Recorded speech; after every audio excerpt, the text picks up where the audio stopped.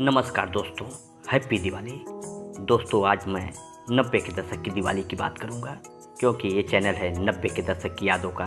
तो मैं आज बात करूंगा 90 के दशक की दिवाली की। दोस्तों उस दशक में हम कैंडल वैंडल का तो उतना यूज नहीं करते थे। उस समय हम मिट्टी के दियों का यूज करते थे और ये पर्यावरण को भी शुद्ध रखता था। और मिट्टी के दियों का जो लौ आता था उसको देखने का, उसके उजाले का आनंद ही कुछ और था।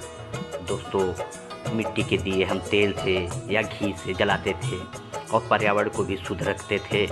और दीपावली का भी जो एक सुखद अनुभूति होती थी उसे हम महसूस करते थे। और जब पूरे गांव में चारों तरफ मिट्टी के दिए जलते थे तो एक अलग ही माहौल बनता था।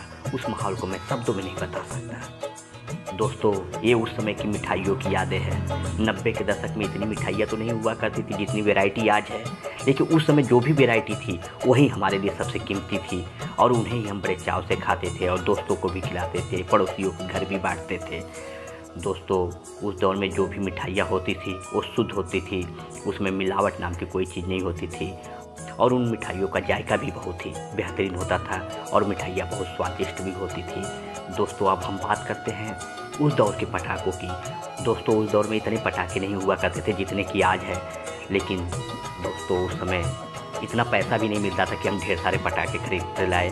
जितना भी बजट था उतने में हम खरीद लेते थे और उतने में खुश भी रहा करते थे।